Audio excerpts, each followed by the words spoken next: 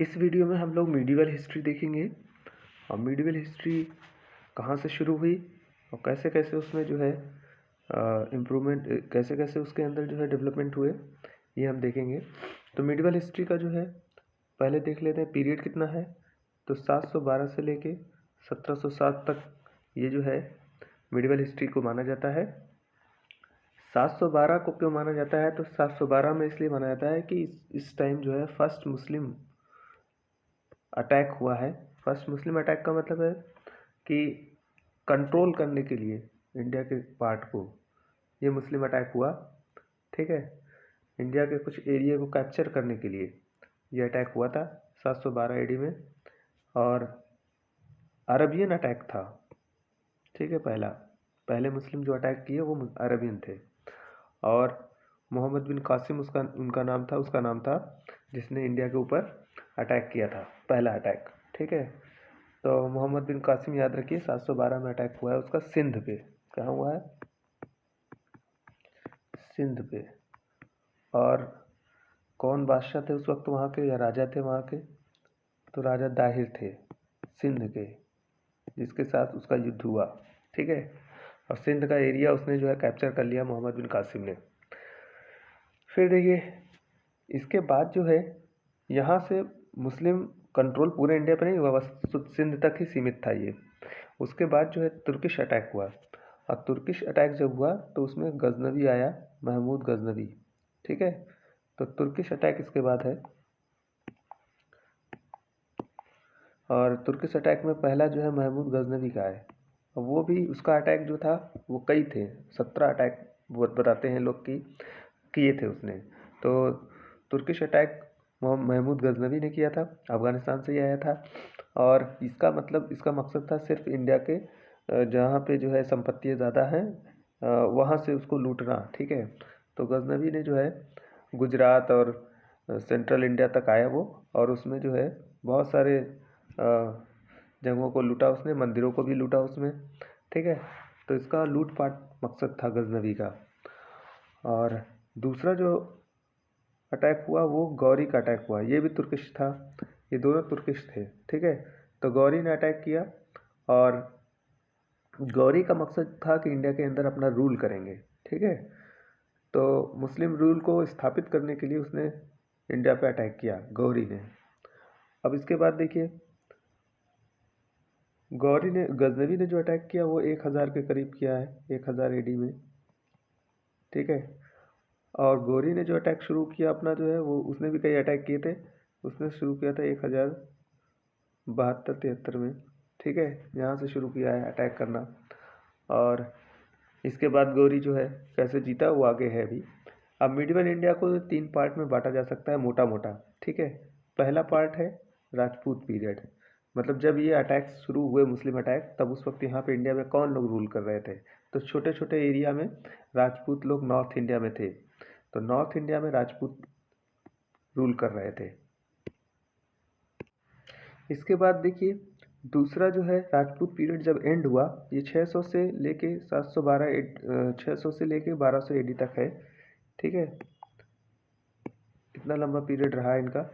इसके बाद दिल्ली सल्तनत का पीरियड आया, मतलब यहाँ पे मुस्लिम रूल स्थापित हो गया दूसरे, ये हुआ 1206 से लेके 1526 में। इसके बाद तीसरा जो पीरियड था, दिल्ली सल्तनत खत्म हुई, उसके बाद मुगल पीरियड आ गया 1526 से लेके 1707 तक। ठीक है, अब राजपूत पीरियड जब एंड हुआ, क्यों हुआ, उसके लिए जो है राजपूत पीरियड पूरा पढ़ना पड़ता है। फिर उसके बाद दिल्ली सल्तनत में क्या हुआ, उसके सारी डायनेस्टीज पढ़नी पड़ती है। अब बीच में जो है कुछ ट्रांजिशन पीरियड आया, जब दिल्ली सल्तनत कमज़ोर हुई तो छोटे छोटे राज्य बने, उनके बारे में पढ़ेंगे इसमें। ठीक है,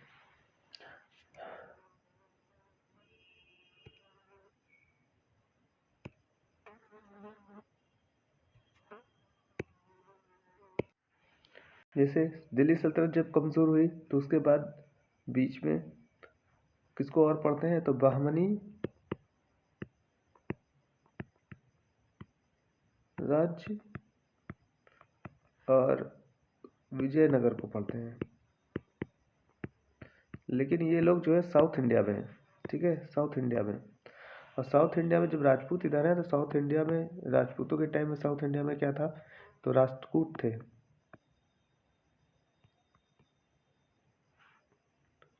राष्ट्रकूट, और फिर चालुक्य आ जाएंगे। ठीक है, फिर पांड्या है, पल्लव हैं, चोल हैं। तो ये सब के बारे में पढ़ेंगे। ये साउथ इंडिया में हैं लोग। ठीक है, और ये भी साउथ इंडिया में ही, जब दिल्ली सल्तनत कमजोर पड़ेगी साउथ इंडिया में बहमनी राज और विजयनगर शामिल हो जाएंगे। ठीक है, ये इनके बारे में पढ़ेंगे। तो राजपूत पीरियड नॉर्थ इंडिया में, फिर दिल्ली सल्तनत नॉर्थ इंडिया में, फिर उसके बाद मुगल पीरियड। दिल्ली सल्तनत के कुछ जैसे अलाउद्दीन खिलजी वगैरह वो साउथ इंडिया में भी गए। फिर उसके बाद मुगल पीरियड जब आएगा तो इसमें जो है नॉर्थ इंडिया रहेगा शुरू में, फिर उसके बाद साउथ इंडिया पूरा कंट्रोल हो जाएगा। तो इस तरह से जो है 3 मेजर पार्ट में बांटा जा सकता है, राजपूत, दिल्ली सल्तनत, मुगल पीरियड। इसके बाद देखिए राजपूत पीरियड। अब जरा राजपूत पीरियड को देख लीजिए कि जब यहाँ मुस्लिम्स आए तो राजपूत पीरियड कैसा था। राजपूत पीरियड में कौन कौन सी डायनेस्टीज थी। तो इम्पोर्टेंट देखिए, गुर्जर प्रतिहार थी। ठीक है, राजस्थान में राज कर रही थी। इसके बाद एक डायनेस्टी थी पाल डायनेस्टी, ये जो है बंगाल में थी। एक डायनेस्टी थी राष्ट्रकूट, ये आपके महाराष्ट्र साउथ इंडिया में थी। ठीक, गुर्जर प्रतिहार राजस्थान में राज करते थे, कन्नौज इनकी राजधानी बाद में बनी। पाल डायनेस्टी जो है बंगाल में थी और इसमें मुंगेर इनकी राजधानी हुआ करती थी। राष्ट्रकूट जो है मानीखेत के थे, इनकी राजधानी मानीखेत थी, महाराष्ट्र का एरिया कंट्रोल करते थे। अब जरा मैप के थ्रू देख लेते हैं कि ये जो है जब मुस्लिम अटैक शुरू हुए तो इंडिया किस तरह का था। देखिए ये मैप है और इसमें आप देखिए यहाँ पे सिंध पे अरबियंस मोहम्मद बिन कासिम के टाइम में आ गए। ठीक है, इसके बाद जो है चौहान थे। देखिए गुर्जर प्रतिहार यहाँ है, गुर्जर प्रतिहार।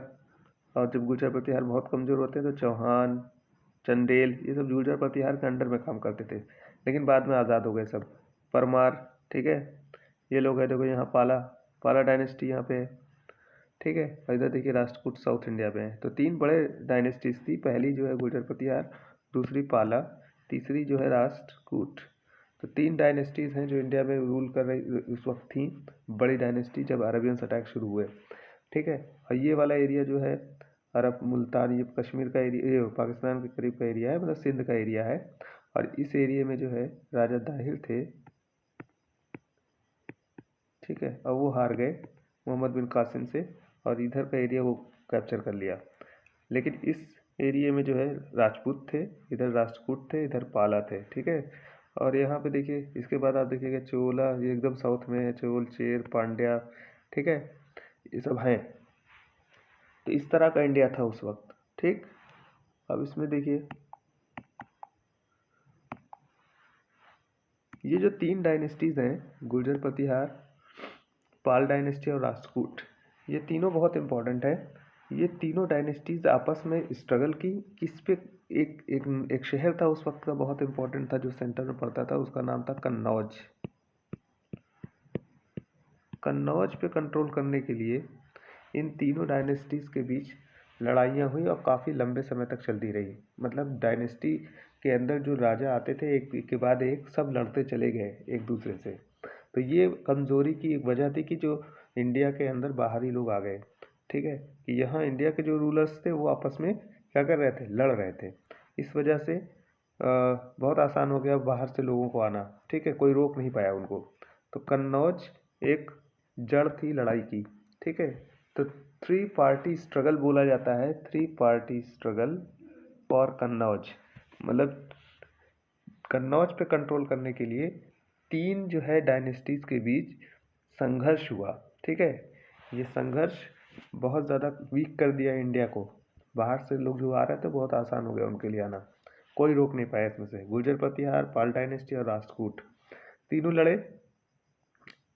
सबके कई जो है राजा हैं जिनके बारे में पढ़ा जाता है, जब ये पूरा स्ट्रगल पढ़ा जाता है। तो यहाँ पे फिर हम ये बता रहे हैं कि इसके लिए लड़ाई हुई थी। इसके पहले देखिए जब ये लड़ाइयाँ ख़त्म हुई आपस की कन्नौज को लेके, और कन्नौज पे गुर्जर प्रतिहार का कंट्रोल हो गया। तो गुर्जर प्रतिहार के बाद जो है छोटी छोटी डायनेस्टीज आई जो गुर्जर प्रतिहार से ही निकल के आई थी।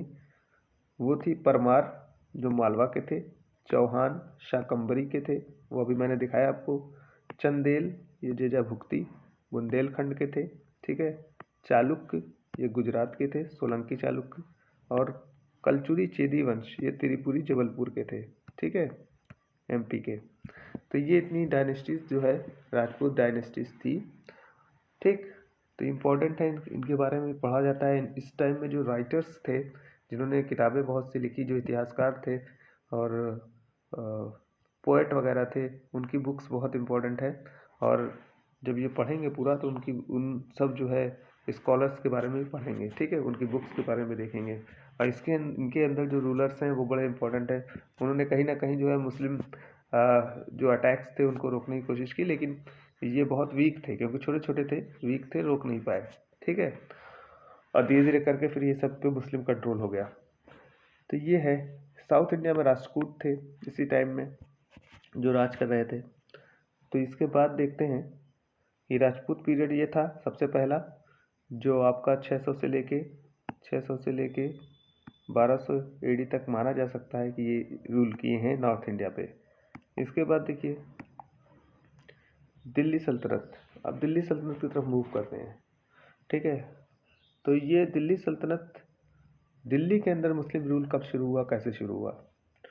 तो सबसे इम्पोर्टेंट इसमें देखिए महमूद गजनवी का अटैक जब हुआ उसमें तो उसने वो लूटपाट कर चला गया, लेकिन जब गौरी का अटैक शुरू हुआ और गौरी ने 1072 में अपना जो है युद्ध करना शुरू किया है, इंडिया के अंदर अटैक करना शुरू किया है। लेकिन पहला जो है सबसे इम्पोर्टेंट जो उसने बैटल लड़ी वो थी पानीपत की बैटल, ठीक है, बैटल ऑफ पानीपत। पहली बैटल ऑफ पानीपत 1191 में हुई है और ये चौहानों से हुई है, ठीक है, शाकंभरी के चौहान। उनके अंदर जो है एक रूलर आए जिनका नाम था पृथ्वीराज चौहान थर्ड, ठीक है, पृथ्वीराज चौहान थर्ड आए। और इन्हीं के टाइम में गौरी ने इनके राज पर अटैक किया और इसको रोकने के लिए पृथ्वीराज चौहान ने गौरी से बाकायदा युद्ध किया। और इस युद्ध में जो है गौरी हार गया, पहले वाले में, पहले वो जो है हारा, ठीक है। लेकिन अगले ही साल ये 1191 में आया है, अटैक हुआ है पहला वाला। उसके बाद जो है 1192 में उसने फिर अटैक किया। इस बार जो अटैक किया उसने पृथ्वीराज उसे रोक नहीं पाए, ठीक है, पृथ्वीराज थर्ड कमज़ोर पड़ गए। और इसमें उनके जो है अगल बगल के जो छोटे छोटे रूलर्स थे जैसे परमार वगैरह थे, इन लोगों ने उसकी हेल्प नहीं की, ठीक है। गढ़वाल के जो राजा थे वो भी हेल्प नहीं किए, जयचंद थे उस वक्त, किसी ने इनकी हेल्प नहीं की और गौरी इस बार जीत गया। गौरी जो जीता तो धीरे करके पूरा नॉर्थ इंडिया, दिल्ली वगैरह सब गौरी ने कंट्रोल कर लिया, कैप्चर कर लिया, ठीक है। और यहाँ तक कि जयचंद जिन्होंने इनकी मदद नहीं की थी, जयचंद को भी हरा दिया। अगला देखिए लड़ाई जो है, तो पानीपत की पहली और सेकेंड ये दो लड़ाइयाँ जो हुई, पहली वाली में तो पृथ्वीराज कंट्रोल कर गए, गौरी को हरा दिए, लेकिन दूसरे में हरा नहीं पाया। और ये जो हार थी इससे दिल्ली के अंदर मुस्लिम रूल को होना एकदम कंफर्म हो गया, ठीक है। और मुस्लिम रूल हुआ भी फिर उसके बाद। तो नॉर्थ इंडिया के जो राजपूत थे वो इतना अलग अलग थे, आपस में मिल के लड़ नहीं रहे थे, इसलिए क्या हुआ कि आसानी से हार गए। फिर देखिए बैटल ऑफ चंदावर हुई, ये भी एक डिसीजिव वार थी, इससे भी जो है फैसला हो गया 1194 में। देखिए ये हुआ और इसमें कौन था, तो गढ़वाल वंश के राजा थे जिनका राज था कन्नौज पे। मतलब जब गुर्जर प्रतिहार कमज़ोर पड़ गए, ख़त्म हो गए, तो उसमें जो है गढ़वाल वंश ने जो है कन्नौज पे अपना राज शुरू किया। और जयचंद उसके जो है एक बादशाह हुए या राजा हुए, कब हुए, जब पृथ्वीराज चौहान जो है गौरी से लड़ रहा था, उसी टाइम में थे। तो जब गौरी जो है पृथ्वीराज चौहान को हरा के जो है खाली हुआ, तो फिर उसने जयचंद पर अटैक किया, ठीक है, मतलब चंदावर का युद्ध हुआ उसके साथ। और चंदावर के युद्ध में गौरी जीत गया। बहुत बड़ी जो है सेना लेके जयचंद पहुंचे थे, लेकिन वो जीत नहीं पाए, गौरी जीत गया। तो 1194 में ये भी ख़त्म हो गए। ऐसे ही करके छोटे छोटे जितने भी जो है राजपूत थे उन सब पे जो है गौरी ने कंट्रोल करना शुरू कर दिया, ठीक है।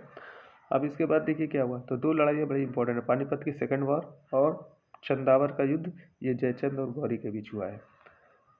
जयचंद किस डायनेस्टी के थे, ये क्वेश्चन पूछ लेता है, तो गढ़वाल डायनेस्टी के थे, ठीक है, ये सब राजपूत हैं। इसके बाद देखिए गौरी जो है जब सारी लड़ाइयाँ जीतता गया तो 1206 तक आते आते उसने नॉर्थ इंडिया को पूरा कंट्रोल कर लिया। ठीक है। और 1206 में फिर उसने क्या किया कि दिल्ली का जो एरिया था वो दे दिया अपने गुलाम, ये गुलाम थे गौरी के गुलाम, कुतुबुद्दीन ऐबक को। कुतुबुद्दीन ऐबक गुलाम थे गौरी के और बहुत लायक आदमी थे, मतलब सेनापति भी बहुत लायक थे और आदमी भी बहुत लायक था, बहुत नॉलेजेबल था। तो इसको जो है गौरी ने कहा कि तुम यहाँ दिल्ली संभालो, क्योंकि इसको गौरी को गौर जाना था, मतलब जहाँ से आया था अफगानिस्तान से वो वापस चला गया और दिल्ली को दे गया कुतुबुद्दीन ऐबक को, और बंगाल और बिहार को दे गया अपने दूसरे सेनापति इख्तियारुद्दीन बख्तियार खिलजी को। ठीक है, ये बंगाल बिहार पे कहा आप रहो और दिल्ली पे कुतुबुद्दीन ऐबक को। तो बंगाल और बिहार के एरिया में जब इख्तियारुद्दीन खिलजी गया तो वहाँ पे उसने नालंदा विश्वविद्यालय को बहुत बर्बाद कर दिया। नालंदा विश्वविद्यालय को उस वक्त चल रहा था, ये पालों के अंडर में पाल थे, फिर सेन थे बंगाल के अंदर। बंगाल में था कौन, पहले पाल थे, पाल वंश था, फिर उसके बाद पाल वंश के बाद सेन वंश आया।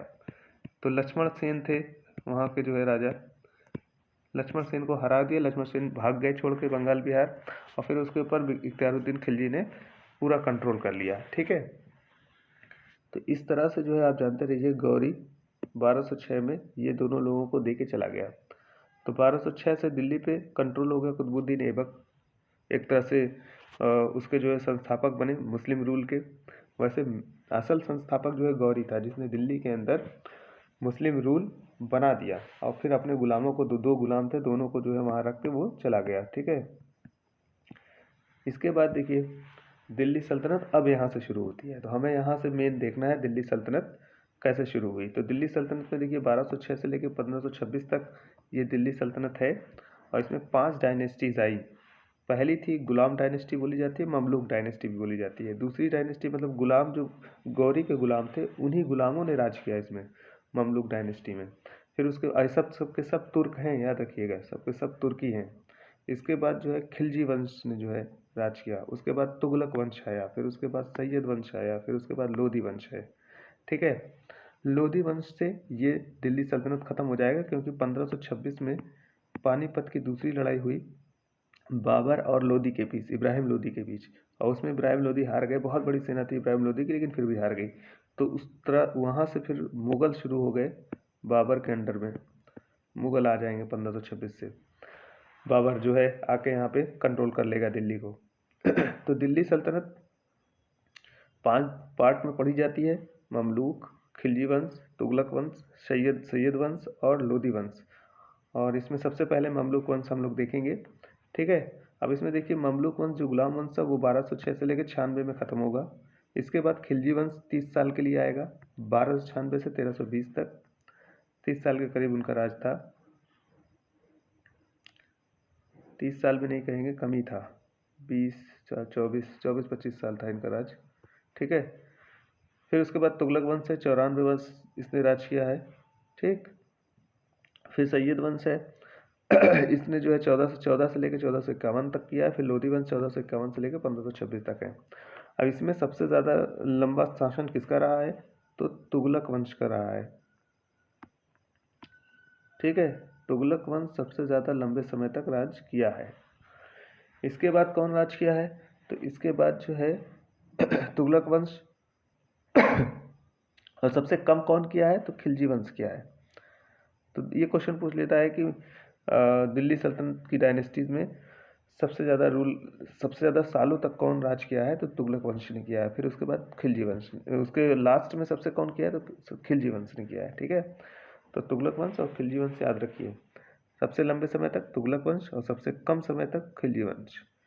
तो यहाँ पे जो है हम रोकते हैं वीडियो को, अगले वीडियो में हम लोग ममलूक वंश या गुलाम वंश को शुरू करेंगे।